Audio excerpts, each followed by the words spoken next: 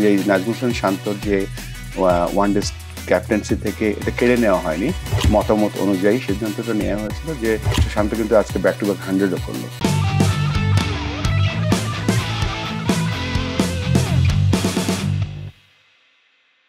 আপনি সভাপতি হওয়ার পর সবচেয়ে বড় যে উদ্যোগগুলো নিয়েছেন তার একটি হচ্ছে বাংলাদেশের টেস্ট স্ট্যাটাস পাওয়ার 25 বছর পূর্তি উদযাপন। আমি যদি ভুল না করে থাকি 2000 সালে 26শে জুন বাংলাদেশ যেদিন টেস্ট স্ট্যাটাস পায় সেদিন লর্ডসে আপনিও উপস্থিত ছিলেন এবং আপনি বাংলাদেশ টিমের ক্যাপ্টেন হিসেবে উপস্থিত ছিলেন।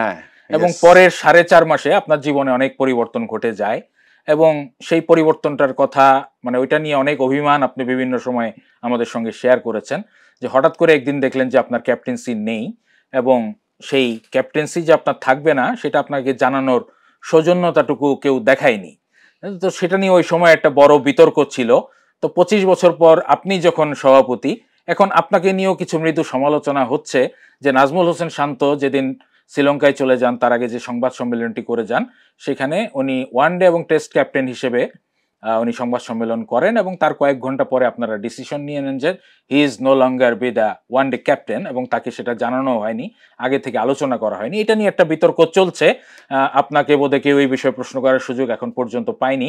একটু জানতে চাচ্ছি যে আপনার ভার্সনটা আসলে এটার পেছনে কি ভূমিকা রেখেছে এবং আপনি তো আসলে এই মতের অনুসারী ছিলেন যে যাই করা হোক খেলোয়াড়দের জন্য আগে জানিয়ে করা হয়, যে এই অন্যায়টা আপনার সঙ্গে একসময় হয়েছিল সেটা ওর ক্ষেত্রে কি করে হলো, এই ব্যাকগ্রাউন্ডটা যদি একটু বলতেন। প্রথমে বলি যে যেদিন আমরা টেস্ট স্ট্যাটাস পাই তখন আমি অধিনায়ক ছিলাম, এটা ঠিক কথা।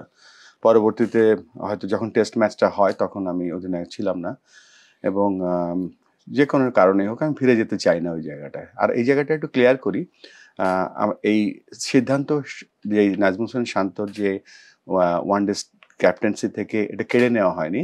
যখন বোর্ড একটা সিদ্ধান্ত নিয়েছে, বোর্ড বলতে সবার মতামত অনুযায়ী সিদ্ধান্তটা নেওয়া হয়েছিল যে আমরা নতুন একটা পরিকল্পনা করছি, যেটা বাংলাদেশ এত টি-20 এত টেস্ট ক্রিকেট এবং এত 50-50 ক্রিকেট খেলছে এবং আপনি জানেন যে অনেক এখন ওয়ানডে ম্যাচ সামনে আমাদের আছে। সেখানে মনে হচ্ছে যে যেহেতু টি-20তে লিটন অধিনায়কত্ব করছে, টেস্টে শান্ত, এবং দেখলেন যে টেস্টে শান্ত কিন্তু আজকে ব্যাক টু ব্যাক 100ও করলো। এবং আমাদের কাছে মনে হয়েছে যে আমরা মিরাজকে যদি আমরা ওয়ানডে ক্যাপ্টেন বানাই তাহলে শান্ত হয়তো টেস্টে আরো মনোযোগ দিয়ে খেলতে পারে। এটা হচ্ছে বোর্ডের নীতিগত একটা সিদ্ধান্ত। এবং সিদ্ধান্তটা নেওয়ার পরে কিন্তু আমরা প্ল্যান করেই এটা করেছি যে আমাদের একজনকে দায়িত্ব দেওয়া হয়েছিল শান্তর সাথে কথা বলবে এবং তিনি রিপোর্ট করেছেন এসে যে শান্তর সাথে কথা হয়েছে এবং অত্যন্ত কোয়ার্ডিয়ালি ব্যাপারটা গ্রহণ করেছে সে। পরবর্তী যে মিস নিউজ বা মিস কমিউনিকেশনের কারণে হয়তো ব্যাপারটা অন্যদিকে চলে গিয়েছিল। বাট এটা দুটো দিক, একটা হচ্ছে যে সকলে মিলে সিদ্ধান্ত নেওয়া হয়েছে এবং নাজমুল হোসেন শান্তকে জানানো হয়েছিল এবং হি হ্যাজ অ্যাকসেপ্টেড দ্যাট। আচ্ছা, মানে জানানো হয়েছে কি মানে সিদ্ধান্তটা নেওয়ার পরে জানানো হয়েছে?